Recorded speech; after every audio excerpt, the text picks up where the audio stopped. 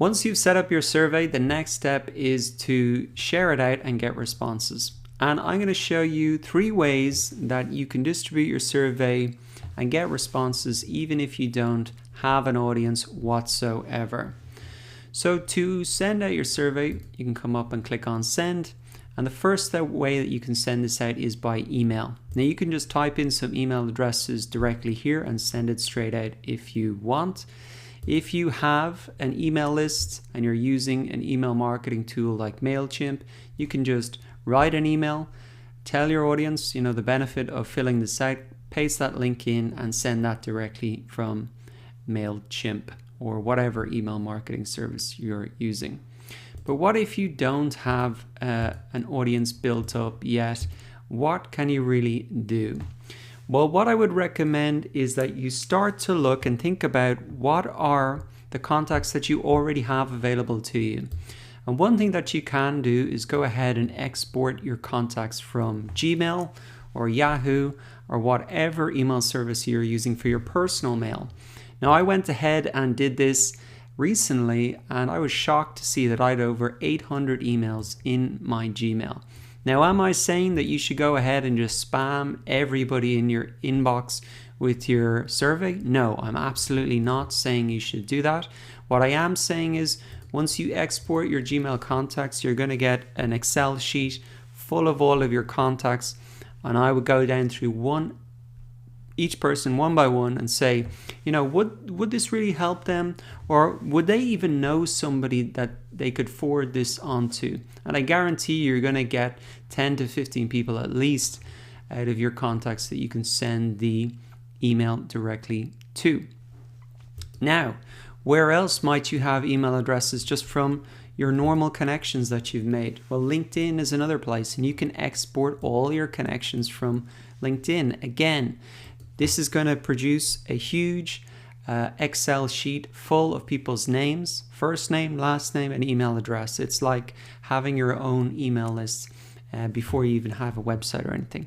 So once again, I'm not saying you should spam everybody. I'm saying you probably have people in your contacts already on Gmail or LinkedIn that you can send the survey directly out to. And if not, you're going to have at least one person who knows where you should be sending this email to. Maybe they know certain Facebook groups, etc. that you should post in. So that was the first way to share your survey, email. Now there is one important point that I want to stress about email, and that is the subject line. You can see by default here, the subject line is I've invited you to fill in a form. Now, how many people do you think are going to open that if they see that in their inbox? Probably none. They're just going to skip on over the email and won't even read it. So that's why the subject line is so critical for emails, because if they don't click to open your email, they're never going to click the link to fill out your survey. So you must write something compelling here in the subject line. Now, if you leave this by default, that's not going to work. Even if you change it to something like, can you spare a few minutes and fill in my survey? That's not going to work either. Why? Because there's no benefit to the customer or the potential customer. Can you spare a few minutes? What's the benefit for me? I'm not going to open that, sorry. So you need to come up with something that's going to get people to open. Now, if you have an audience, something that I've done before is saying, I'm creating new courses for you, or I'm creating a new course, makes it sound even more specific, for you, and I'd love your input.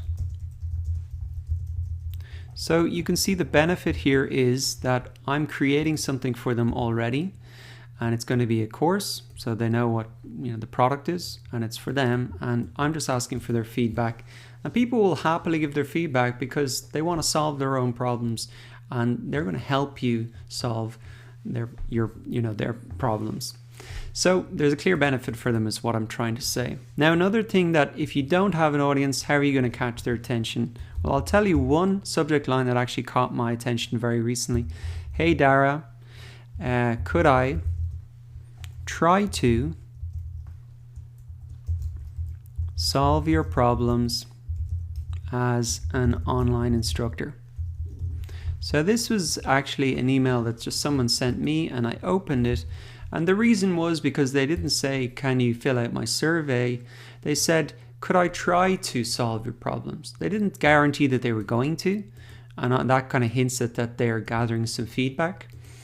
And they specifically said as an online instructor. So they had taken the time to actually figure out what I do, and they want to help solve my problems. And I can tell you, as an online instructor, I have a lot of problems, a lot of things that are difficult to do. And if someone can help me with that, well, then I'm going to open the email. So that is something that you could easily copy and use for whatever your thing is.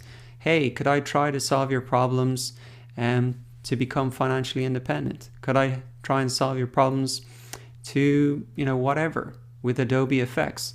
Whatever it is, you can really copy and paste that in, and I guarantee you're going to get a lot of people opening your email and responding to it. Okay, so that wraps up email as the first way to distribute your survey. I've talked about ways to do it if you have an audience and if you don't have an audience. Now, the next way to collect responses is through social media. Again, if you have an audience, you can just share out the links directly there. And if you don't have an audience, what are you going to do? Well, there is the magic of Facebook groups.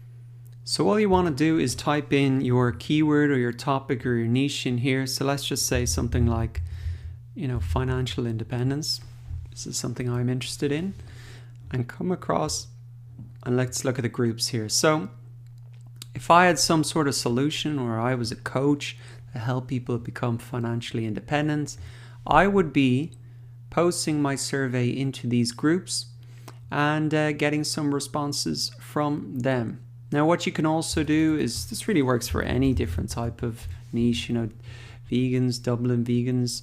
There's thousands of people in these groups. And remember that you'll probably have to join the group. That might take a day or two to get approved. And then once you're in the group, you just want to have a look and check out the group rules. So let's have a look at these. For this one, don't give out personal details, etc. Let's see. So you want to read these rules just quickly for any group, because you don't want to be banned from the group, or you don't want to kind of upset the atmosphere that they've created in there. So some groups, for example, they only allowed you to post links on a certain day. And so you just respect that and wait for that day and post the survey in then. So as well as Facebook groups, there are also groups on LinkedIn. So let's just quickly head over there.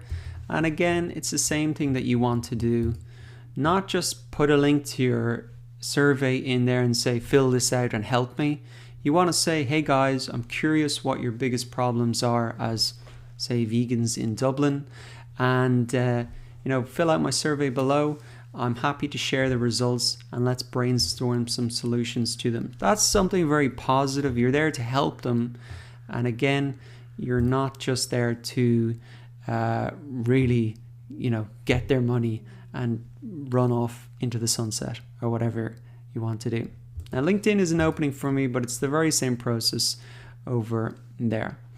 Now, let's look at the final way that you can go ahead and get responses to your survey, and that's to use forums. So all you need to do is, once again, go to Google, type in whatever your niche or keyword is, and then just put forum there, and up is going to pop up a lot of forums. This really works for anything, any different niches that you have. You can see there's a lot of them here. Even you can go into Reddit and things like that.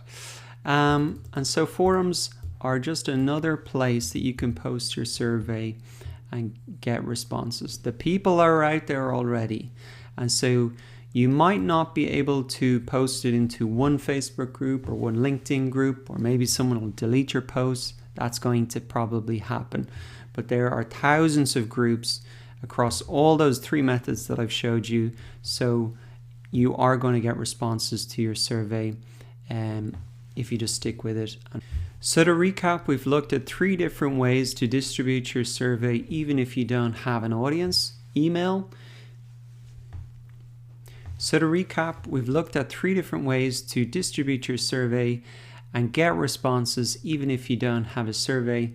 And we talked about some tips and tricks in terms of really getting responses, and that's your subject line and the way that you post it into those different social media groups.